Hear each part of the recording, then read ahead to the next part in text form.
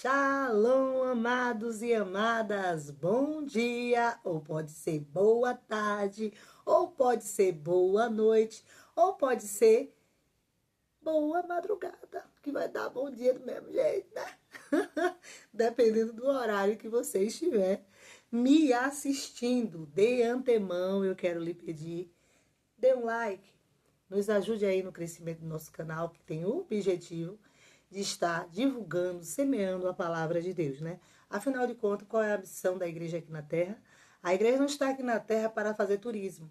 A igreja está aqui na Terra para pregar o evangelho, fazer discípulo em todas as nações, no seu bairro, na sua escola, na sua rua onde você mora, lá no cursinho, lá na faculdade, no trabalho, onde houver uma oportunidade, temos que falar do amor de Deus. E esse é o objetivo do nosso canal. Então você, de antemão aí, já peço sua ajuda, dê um like e se inscreva para que o nosso canal, tão recém-nascido, né, tão recém-criado, possa chegar a ser um adulto. Porque ainda é recém, oh glória!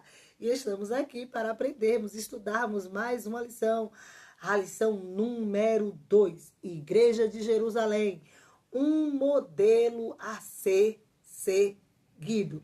E o texto áureo fala assim: e perseveraram na doutrina dos apóstolos e na comunhão e no partir do pão e nas orações, que está lá em Atos, capítulo 2, o verso 42.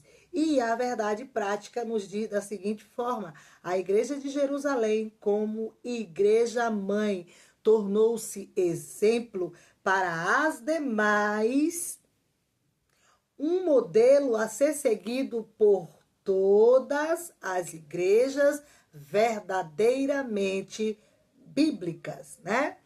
E por que igreja mãe, irmã Selma? Porque é a igreja primeira. Como sempre tem um hábito, algumas vezes nós a chamamos de quê? Igreja primitiva. Por que primitiva? Porque foi a primeira. Como foi que começou a igreja? Começou com eles. Onde foi a inauguração da igreja, irmã Selma?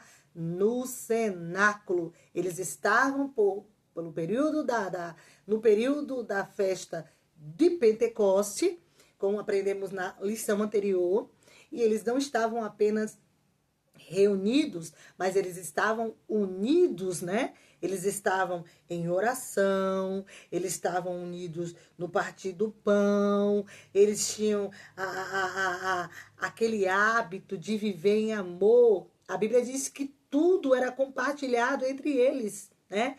As dores eram comunicadas uns aos outros e um ao outro ia ajudando e assim a igreja ia crescendo, né? Então, eles estavam não apenas reunidos, mas unidos. E eles estavam esperando em oração. E por que estavam esperando em oração?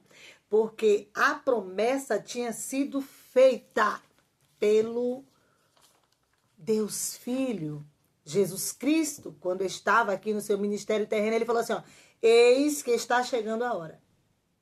Eu vou ser entregue na mão dos homens, eu vou morrer, eu vou ressuscitar, mas vou enviar um Consolador. É necessário que eu vá. Ah, mas o Senhor vai, a gente vai ficar aqui sozinho? É necessário que eu vá. Se eu não for, ele não virá. Eu não vou deixar vocês órfãos, né? Eu vou para o meu Pai, mas eu vou enviar o Consolador, que ficará convosco. Agora, tem uma observação a fazer, né? Ele não falou com essas palavras, né? Mas para ficar mais fácil de entendermos, né?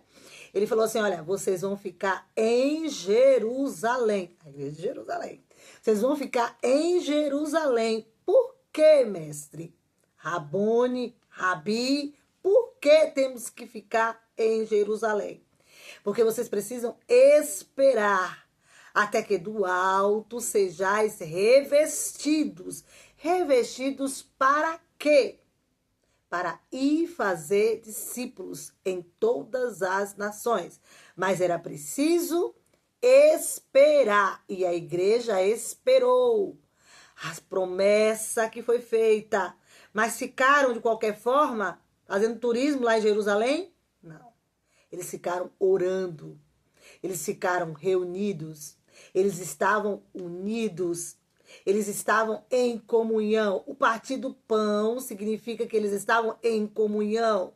Eles estavam no convívio. Estamos vivendo uma época que tem crescido a moda dos desigrejados, como se nós não precisássemos estar unidos, reunidos, né?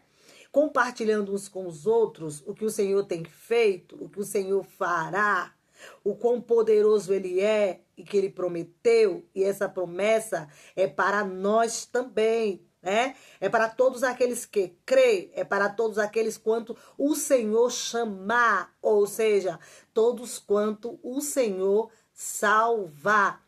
E havia uma necessidade de conversão espiritual, né? Eu estou fazendo assim, de uma forma abrangente, a questão da leitura, né? Da leitura bíblica semanal, porque nem todos têm o tempo de na segunda meditar, na terça, quarta, quinta, sexta, né? Então, e no sábado. Então, estou fazendo assim um apanhado geral, né? Sobre as leituras, né? E aí, por que a necessidade de conversão espiritual? Disse-lhe Pedro, arrependei-vos, né? Precisa ter uma conversão. Arrependei-vos e cada um de vós sejam batizados em nome de Jesus Cristo para perdão dos pecados e recebereis o dom do Espírito Santo, né? Falarão em novas línguas, né? Conforme o Espírito Santo conceda que assim seja. Os pilares da igreja cristã e perseveravam na doutrina dos apóstolos e na comunhão e no partir do pão e nas orações. Quais são os pilares nesse versículo? Que são os pilares da igreja? Doutrina, comunhão, partir do pão e oração. A igreja precisa orar. Sem oração não há vitória. Eu não conheço nenhum servo ou serva que seja vitorioso se não viver uma vida de oração. Oi, irmã Selma, por que temos que viver uma vida de oração? Porque a oração é diálogo. Diálogo não é um monólogo. Muitas pessoas pensam que oração é um monólogo, que fica só uma pessoa falando. No caso, quem está orando. E e não para ouvir o Espírito Santo. A oração é um diálogo. Tu falas, te calas para ouvir o que ele vai falar com você. E nessa prática, você desenvolve intimidade com o Espírito Santo de Deus. A Bíblia diz que o Espírito Santo intercede pela noiva, pela igreja, pelos filhos dele com gemidos inexprimíveis, né? Então, aquilo que muitas das vezes nós não conseguimos expressar ou dizermos o que se passa no fundo da nossa alma, o Espírito Santo faz isso pela sua igreja. Você vai orando, mas o que você não conseguir expressar, ele completa expressando, falando com o Pai, intercedendo por você, por mim, por nós, né? Mas se faz necessário viver nos pilares da igreja cristã ou igreja mãe, que perseveraram na doutrina, na comunhão. E aí a gente fica parar para pensar um pouquinho, um pouquinho. Às vezes tem um que se entende mais com o outro, não se entende com o outro lado, e aí muitas das vezes chega na reunião, não quer sentar do lado. Ah, não, eu não consigo. Tem algo assim, né? Meio que uma barreira, uma parede de separação, né? Entre mim e ela, ou entre mim e ele, que não dá certo. Vamos analisarmos. Existe dois céus? Não, não existe dois céus.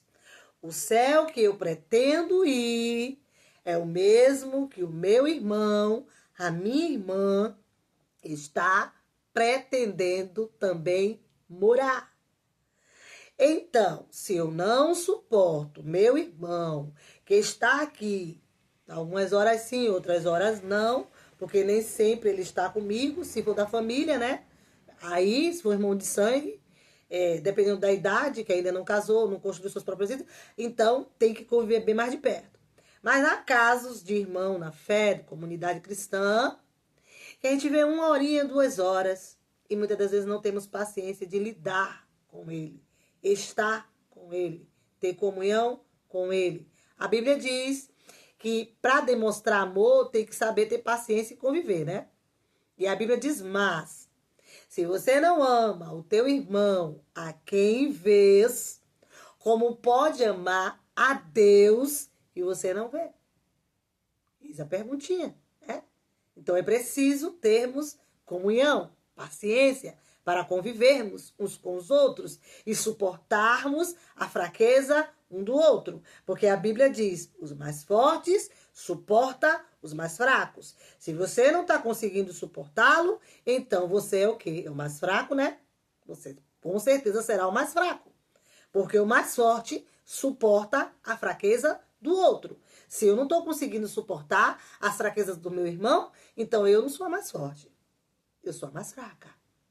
Mas com o Espírito Santo de Deus, que habita em você, que habita em mim, que habita em nós, nos capacite todos os dias a convivermos uns com os outros, porque essa é a vontade de Deus. E a vontade de Deus, ela é boa, ela é perfeita, ela é agradável. E se Ele quer que vivamos em comunhão, conforme a igreja mãe assim fazia, temos que fazer.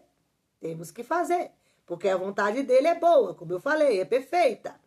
E também é necessário que haja arrependimento, batismo e o dom do Espírito Santo. E o que eu quero dizer com isso, o que a gente vai aprender? Deixa-me te explicar, né? Arrependam-se, assim diz o versículo. É preciso e receberão o batismo, o falar em línguas. Isso é para nós, para os nossos filhos e para todos quanto Deus chamar ou salvar. Ai, irmã Selma, mas o batismo com o Espírito Santo não foi só para a comunidade de fé lá da época lá de Jerusalém? Que estavam reunidos no cenáculo por volta da festividade de Pentecostes, que era a festa da colheita, a festa das primícias, e de repente ouviu-se um vento veemente e impetuoso que invadiu, aleluia, o recinto onde estavam os irmãos reunidos em oração, na comunhão, na união, né? E de repente eles foram cheios do Espírito Santo de Deus e começaram a falar novas línguas, conforme o Espírito Santo lhes concedia que falassem. E a Bíblia diz, mas que as línguas eram como línguas de fogo, e muitos falavam em idiomas que não era sua língua nata. Oi, Marcelo, mas a língua não é estranha? A língua não é estranha? Porque a gente tem o costume de falar na igreja que é falando em línguas estranhas. Sim.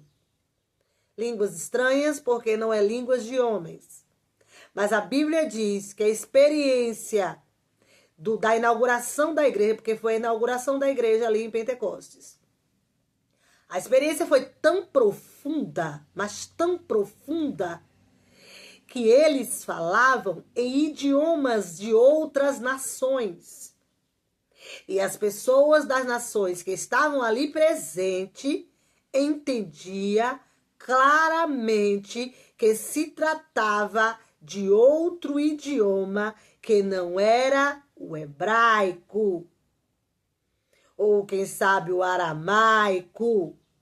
Eram variedades, inclusive idioma de outras nações. Vale a pena frisarmos para memorizarmos, né? Então, arrependam-se porque é preciso e receberão o batismo, o falar em línguas. Isso não é só para eles lá na época de Pentecoste.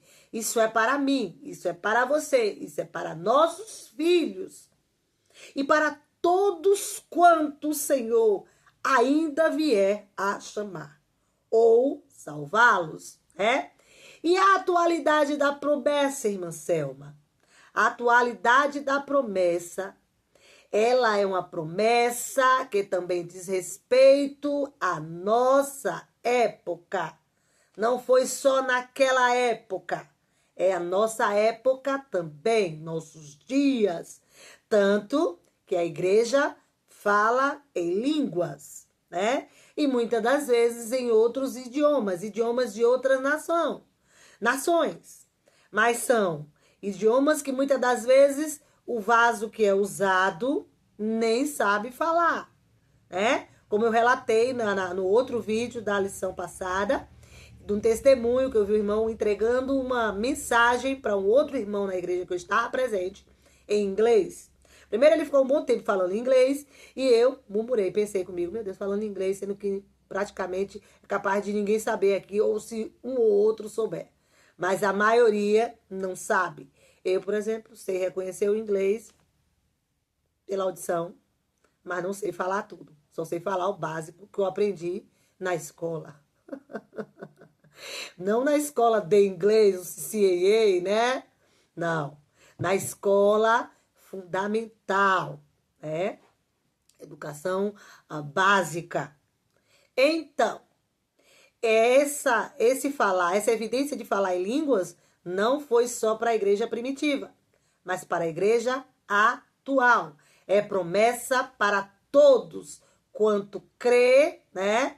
Arrepender, porque precisa se arrepender.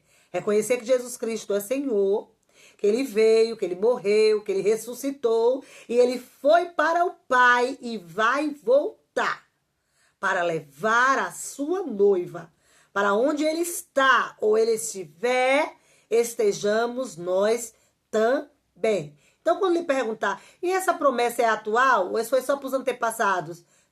Fale com toda a propriedade que ela é atual, atualíssima.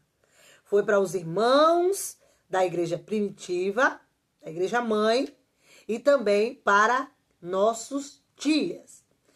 Uma igreja reverente, porque a igreja teve muita reverência. Eu fico me perguntando como é que Pedro, sem microfone, né, sem todos esses recursos dos nossos dias, conseguiu pregar para uma multidão que muitas das vezes não cabe em nossos templos, a maioria dos templos não cabem mais do que 1000 pessoas. E a Bíblia diz que grande foi o contingente de almas que se renderam ao Senhor. E aquilo era de Pedro? Não. Veio da parte de Deus, né? A descida do Espírito Santo capacitou a igreja, deu ousadia à igreja para pregar, para fazer discípulos, unção, presença sobrenatural, que onde for falado ou pregado, impacta as vidas de quem escuta. Aí eu pergunto, vamos pensar. A igreja naquela época era muito reverente, muitíssimo reverente. Porque senão, como é que poderia Pedro pregar sem microfone, sem os recursos de hoje, e mais de 1000 pessoas se converterem. Ouvirem nitidamente. Significa que não tinha nenhum ruído atrapalhando. Significa que todos estavam, ó, calados. Aí vamos pensar um pouquinho. Será que a igreja da atualidade é uma igreja reverente, tal qual a igreja mãe era? Quantas das vezes estamos em nossos cultos e estamos distraídos? Distraídos com o celular, distraídos filmando, fazendo vídeo, distraídos olhando o aplicativo de mensagem, distraídos olhando a página do Facebook, distraído olhando uma publicação no Instagram, distraídos com tantas coisas, quando o nosso culto se faz necessário de ser de total reverência. Reverência a Ele, né? O nosso culto tem que ser um culto racional. E um culto racional requer que tenha reflexão. Reflexão, Marcelo. Reflexão. Que você pense em tudo que o Senhor... Reflita. Reflita em tudo que o Senhor já fez por você. De onde Ele lhe tirou. Ele foi lá lhe buscar no lamaçal do pecado.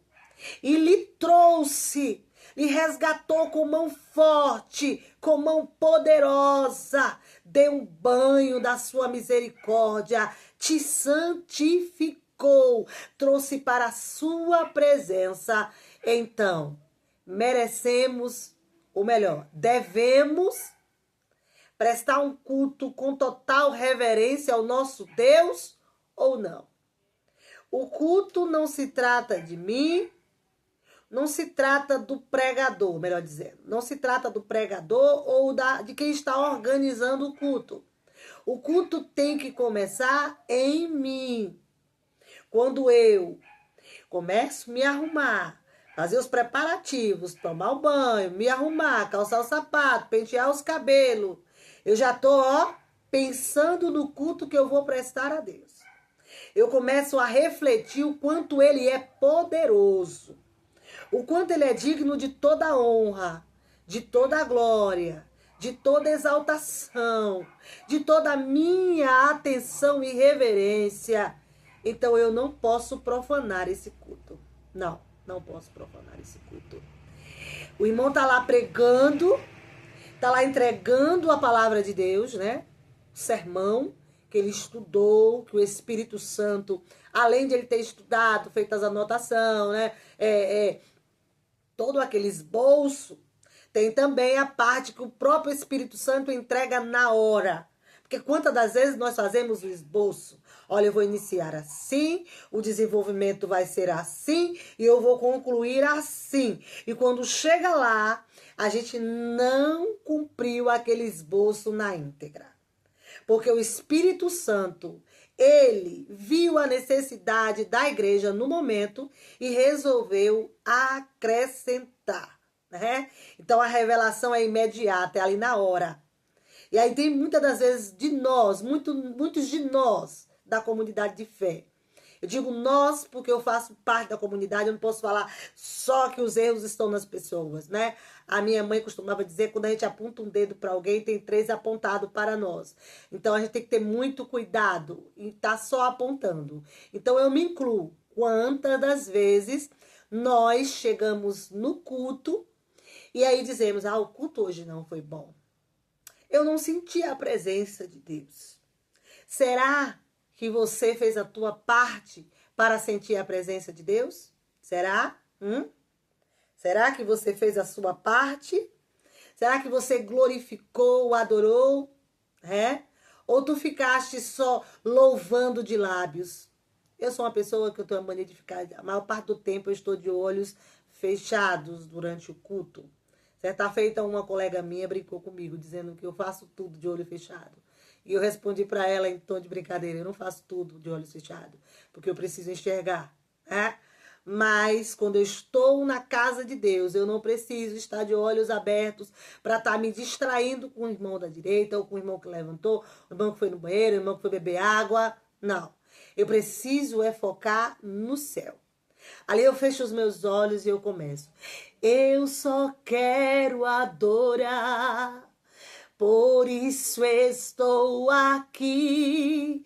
E se eu não adorar, falta algo em mim. Eu jamais saberei, porque me escolheu. Mas se uma coisa eu sei, tudo que tenho ele me deu. Aleluia.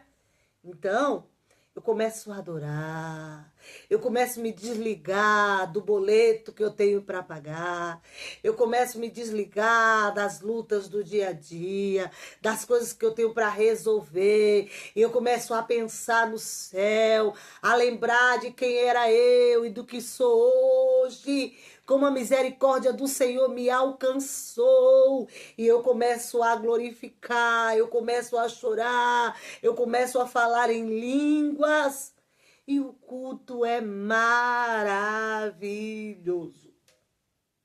Por que maravilhoso? Porque eu comecei o culto aqui, em mim. Eu comecei o culto por mim. Eu não dependi que o obreiro faça o culto em meu lugar. Eu não dependi que a minha líder de departamento faça o culto no meu lugar. Mas nós precisamos prestar o nosso culto. Quando a partir de cada um de nós entendermos que o culto começa em mim, começa em você, nunca mais diremos que um culto não foi uma bênção. Aleluia, bendito é o nome do Senhor para todos sempre. Então a igreja precisa ser reverente, tal qual foi e era a igreja mãe, a igreja primitiva, né? E a palavra-chave da nossa lição é modelo. E o que é modelo? É aquilo que pode ser imitado, né?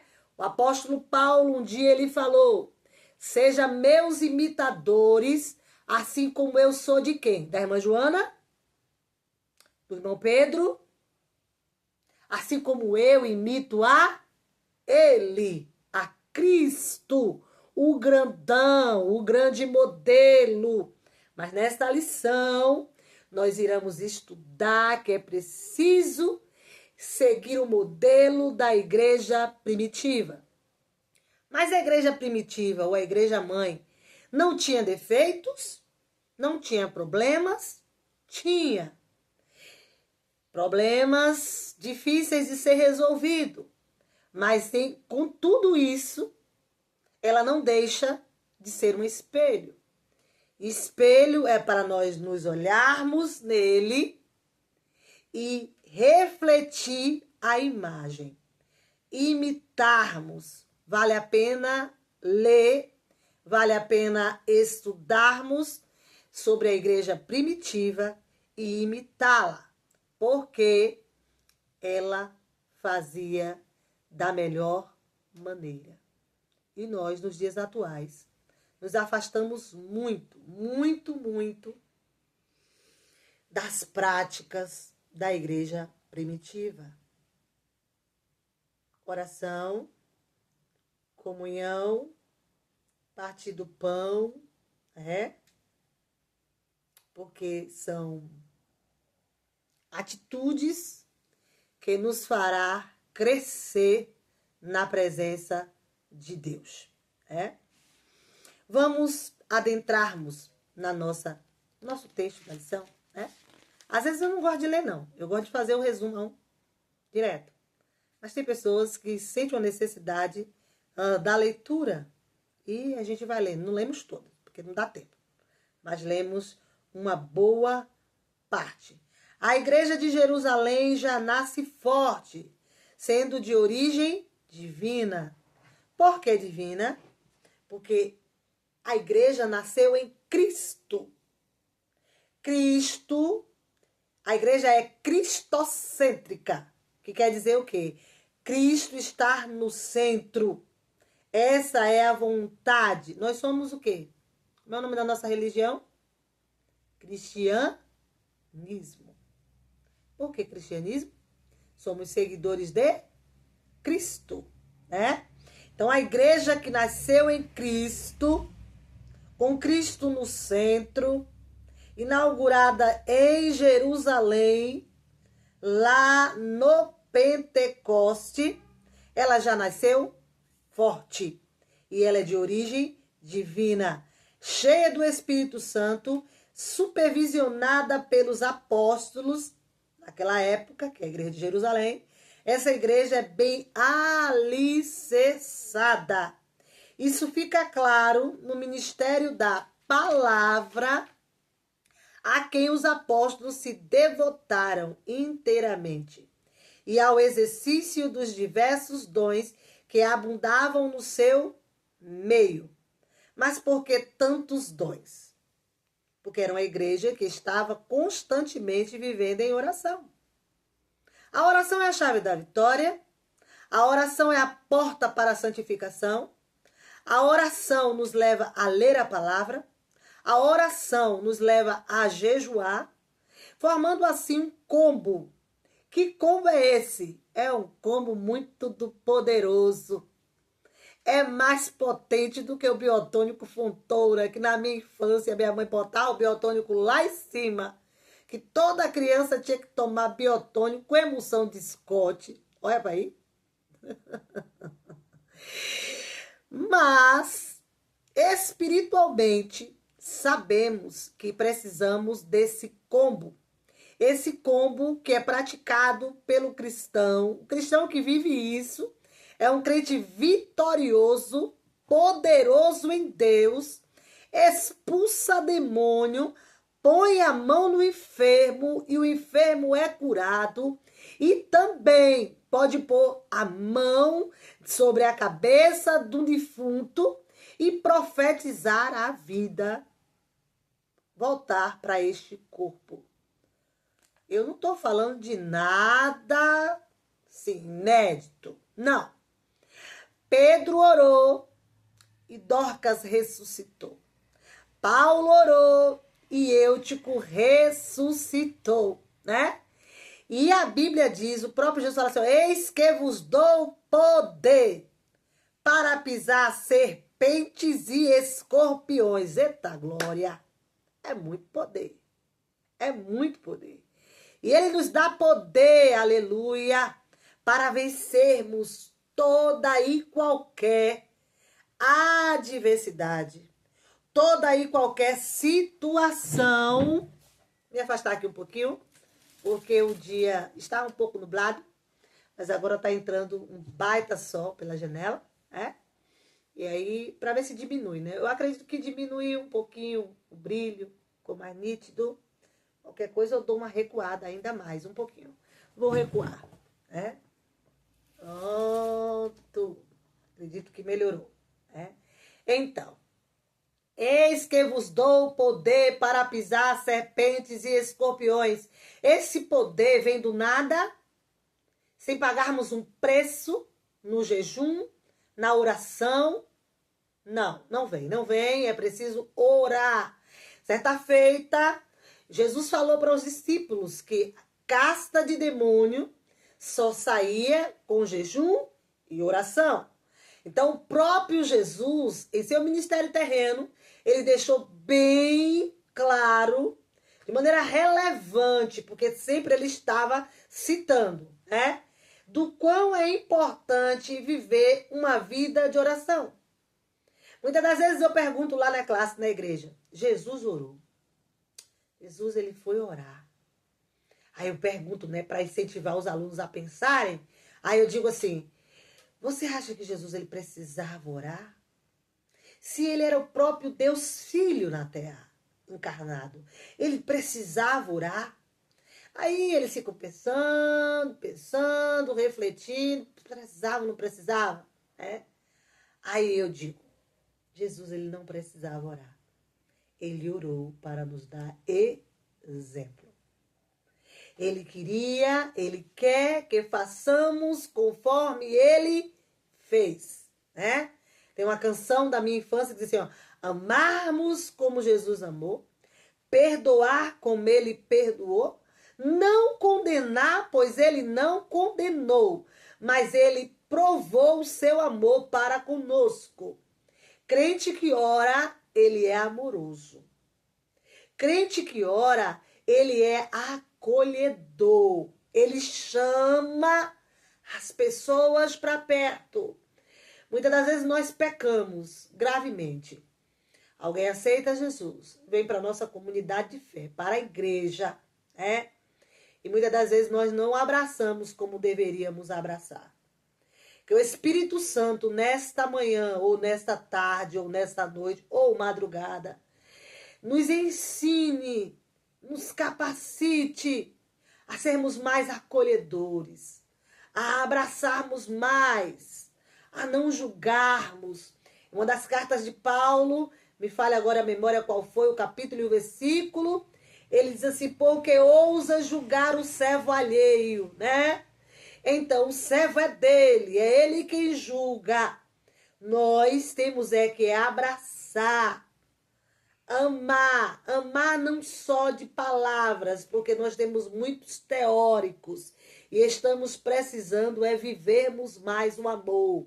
Falar de amor é fácil, viver o amor é outros 500, como dizia minha falecida mãe, né? Então, não basta só falar de amor, temos que viver o amor, né? Conforme a palavra de Deus está a nos ensinar constantemente. A igreja primitiva é uma igreja onde a observância das ordenanças de Cristo é praticada na esfera do culto cristão.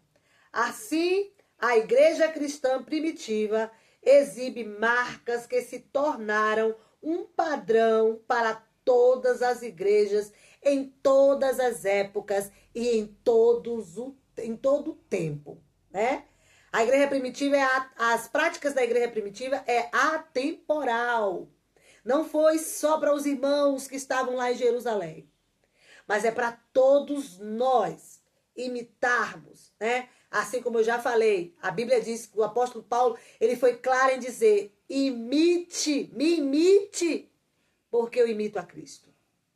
E se a igreja primitiva imitava a Cristo, imitou verdadeiramente a Cristo, ela é um modelo a ser observado, a ser seguido, a ser copiado. Então, que Oxalá, na manhã deste dia, ou na tarde desse dia, ou na noite desse dia, o Senhor ache em você, ache em mim, ache em nós, aleluia, corações dispostos a imitarmos esta igreja que muito tem a agregar à vida de todos, que a ter por modelo. Aleluia, bendito é o nome do Senhor. Uma igreja com sólidos alicerces. Nós falamos sobre os pilares, os alicerces da igreja, né? Que é a comunhão, a doutrina, né? O partir do pão, as orações. Não haviam segredos entre eles. Quando eles iam para o culto, e eles se reuniam com frequência, era todos os dias. Todos os dias eles estavam reunidos. Quem tinha um problema chegava ali durante o culto, na reunião, e falava assim, ó, eis que eu estou com meu filho assim, ou eu estou devendo, e o credor quer vir levar o meu filho para escravo. Ali todos se reuniam para socorrer aquele irmão, né, naquela situação, para pagar a dívida. A Bíblia diz que eles viviam em verdade. Quando a gente vê aquela passagem em que Ananias disse que vendeu a propriedade por um valor. E ele pagou o preço por mentir. Porque ele não estava mentindo só a Pedro e a igreja. Ele estava mentindo a Deus. Porque a igreja é representante de Cristo aqui na terra. E Safira adentrou após o corpo do seu marido, Ananias, ser levado, e ela desfazer o diferencial de falar a verdade. Foi perguntado a ela o valor e ela reproduziu a mesma mentira do seu marido. e morreu também. Foi dito, os homens que acabaram de levar o corpo do teu marido, Ananias, irão levar a ti também. Puf, caiu e morreu. Aí a gente vê com isso, tamanha era a vida de veracidade, de verdade. Eles viviam o que pregavam. Eles não apenas pregavam, mas eles viviam o que pregavam. Eles falavam, eles pregavam o que viviam, né? Não era só teoria, era prática. E isto é um exemplo assim, ó, para todos os tempos, todas as épocas, onde houver uma igreja respaldada nos princípios bíblicos, tem que seguir o modelo da igreja mãe, igreja primitiva, a igreja de Jerusalém, a igreja que foi inaugurada com a descida do Consolador, com a descida do Espírito Santo, a qual eles falaram em línguas repartidas como de fogo. Esta igreja é o modelo que precisa ser imitado, seguido. Eles perseveravam, além de eles ter fundamentos doutrinários sólidos, alicerces para não fazer nenhuma casa espiritual desabar, porque casa sem alicerce não aguenta chuva. Casa sem alicerce, se vier uma enchente, ela cai. A Bíblia diz que houve um homem que construiu a sua casa sobre a areia. E veio a chuva, veio o temporal, veio a enchente e a casa caiu. Mas a casa que tem alicerce, que é construída sobre a rocha que é Cristo, que tipifica Cristo, pode vir temporal, pode vir chuva, pode vir o que vier, esta casa não vai cair. Que é a tua vida, que é a minha vida, que é as nossas vidas. Não vai cair. Por quê, irmã Selma? Porque estamos com alicerces sólidos, né? Temos base sólida. Estamos alicerçados em Cristo. E quem constrói a sua casa na rocha que representa Cristo, tem alicerces, tem bases sólidas, forte, estrutura forte, para resistir a todas as intempéries e cantar o hino da vitória e dizer, porque ele vive, posso crer no amanhã, porque ele vive, temor não há, porque eu sei que a minha vida está e sempre estará na mão de Cristo Jesus, né? Eles perseveraram na doutrina dos apóstolos. A expressão diz muito sobre o processo de discipulado da igreja de Jerusalém. Era uma igreja bem doutrinada e, portanto, bem discipulada. A palavra doutrina traduz o termo grego didache, que significa ensinar. Eles foram bem instruídos, bem ensinados. Agora, eles foram bem ensinados e bem instruídos e absorveram. Porque tem pessoas que têm bons professores, mas não absorvem, né? Então, oxalá que o Senhor ache em mim e em você corações dispostos a absorver todos os ensinamentos, né? Todas as doutrinas, né? Que a gente venha perseverar tal qual a igreja mãe, a igreja primitiva, a igreja de Jerusalém, que perseveraram na doutrina. Que doutrina vem do didaquê, que quer dizer ensinar, instrução, né? Bem-aventurado é aquele que ouve e obedece e pratica, né? O discípulo é alguém que consegue reproduzir, isto é, levar adiante o que aprendeu com o mestre. Os apóstolos aprenderam de Cristo. A igreja cristã primitiva aprendeu dos apóstolos que conviveram com Jesus de perto, que muito aprendeu e tinha para ensinar a igreja que foi instituída, que nasceu, que foi inaugurada na descida do poder de Deus ali, do Espírito Santo, no cenáculo durante a festa de Pentecostes. Aleluia. A igreja cristã primitiva aprendeu dos apóstolos e agora vivia isso a fim de transmitir a outros e outros e outros o que aprendeu. A tragédia da igreja acontece quando ela não consegue ser discipulada, nem tampouco discipular os outros. A igreja precisa ser discipulada e discipular aos outros. Como eu falei no início, a igreja não está aqui para fazer turismo. A igreja está aqui na terra como representante de Cristo. E assim como Cristo viveu todo o seu ministério terreno, desculpe, estou me recuperando de uma virose. É por isso que eu estou além de estar afônica, ainda estou dando umas tossidas. Mas o objetivo é grandioso em Deus, que é seguirmos o cronograma de estarmos aprendendo lição por lição.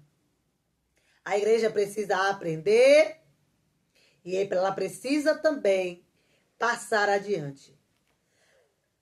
É uma tragédia quando a igreja assim não faz.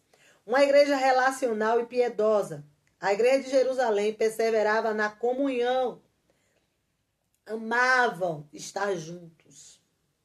A igreja de Jerusalém amava viver reunidos. Todos os dias se reuniam. Mas não era uma mera reunião. Uma reunião qualquer. Era reunião de união. Eita glória, isso é forte. Que não basta estarmos reunidos. O Senhor não quer saber só de números. Não é que ele não gosta de ver a igreja lotada. Oh, glória! Todos quanto vierem é uma alegria para o nosso mestre. Mas não basta ter números. Ele quer ver qualidade em nós. Ele quer ver em nós uma igreja que aprendeu com a igreja primitiva, com a igreja mãe, e que está apta a passar adiante, discipulando, ensinando, né? Porque isso é perseverar na doutrina. Doutrina, como falamos, que veio do grego didaké, né? Que significa instruir, né? Ensinar. E este é o papel da igreja, é a missão da igreja aqui na terra. A igreja não está aqui para passar tempo, não. A igreja está aqui para representar Cristo. Enquanto ele não volta, a igreja está aqui pregando a todos que ele veio, que ele nasceu de uma virgem, que ele habitou entre os homens, que ele se permitiu morrer na cruz, uma morte que era considerada amaldiçoada, que era para ladrões, salteadores, todo tipo de pecador, mas ele morreu, ele se fez sacrifício, né? O castigo que nos trouxe a paz estava sobre ele. Pelas suas pisaduras, suas feridas, suas chagas, nós fomos sarados, né? E é por isso que ele falou, agora vades, meu filho, vai e faça discípulo em todas as nações, onde quer que tu chegares, no trabalho, na faculdade, na feira, na fila da lotérica. Não perca tempo, igreja minha. Falem da minha palavra, falem do meu amor. João 3,16, porque ele amou o mundo de tal maneira que deu seu único filho. Para quê? Para que morresse em nosso lugar. Então, vamos seguir, não fazendo turismo, não turistando, mas pregando a palavra do reino, imitando a igreja mãe, a igreja de Jerusalém. É um modelo, é um exemplo a ser seguido. Ei, se ligou? A igreja de Jerusalém, que nós estamos aprendendo, na lição, é um exemplo, é um modelo que nós devemos copiar. Ah, mas a igreja não tinha problema? Tinha. Problemas desafiadores, né? Mas, com tudo isso, ela ainda é um espelho a ser seguido. Não há nada que nos impeça de permanecermos, de nos espelharmos, né, nela, porque ela tem muito a nos ensinar. Ei, você amado, conclusão desta lição. Problemas não existem só na igreja de hoje. Também existiu na igreja mãe. Mas a comunhão, o partir do pão, o amor, a doutrina, que eles perseveravam na doutrina dos apóstolos. Porque os apóstolos aprenderam com quem? Com Jesus. E os apóstolos ensinou a igreja que nasceu lá em Jerusalém. O que ele aprendeu do próprio Jesus. Então a igreja tinha problemas, mas eles resolviam em Deus. Os sinais, as maravilhas eram operados no meio da igreja mãe. Acabei de citar um, de Ananias e Safira, que eles viviam tanto, a igreja vivia tanto na verdade de Deus, que eles não podiam mentir. Meu Deus, se fosse hoje, o dia de hoje, como de antigamente, teríamos muitos Ananias e Safiras caindo no meio do templo. Que o Senhor tenha misericórdia de nós. Que o Senhor nos cubra com seu sangue. Que o Espírito Santo, nesta manhã ou na tarde deste dia, façamos refletir sobre o exemplo da igreja primitiva. E que nós possamos permanecer nos pilares, nas bases desta igreja mãe, perseverando na doutrina, no partir do pão, na comunhão, em oração. Estamos deixando muito a desejar, irmãos. A igreja não ora como deveria orar. Muitas das vezes em oração eu digo: Deus, me perdoe, perdoe a igreja brasileira por todas as vezes que podíamos jejuar mais e não jejuamos, por todas as vezes que podíamos ler mais a tua palavra e não lemos, por todas as vezes que podíamos estar de joelho e nós estávamos de pé, distraídos com tantas coisas e não vivendo verdadeiramente, aleluia, o que o Senhor quer que vivamos. Mas que o Senhor tenha misericórdia com esse aprendizado dessa lição tão maravilhosa, né? A igreja de Jerusalém, um exemplo, um modelo a ser seguido.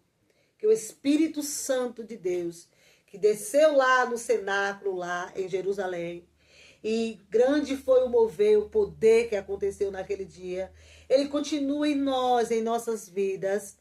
Que ele nos convença, porque a Bíblia diz que ele convence o homem do pecado e do erro. Que ele nos convença a voltarmos às práticas da igreja mãe. Que o Senhor ache em nós corações dispostos a obedecer, a cumprir todo o seu querer. Ei, amado, ei, amada, gratidão por me escutar e por permitir que eu e você, junto, aleluia, tenhamos esse aprendizado, aleluia, e que Deus continue abençoando a tua vida e nos ajude. Se inscreva, curta e, se puderes, no comentário, coloca um amém, viu? Que Deus abençoe grandemente, poderosamente as vossas vidas. Amém.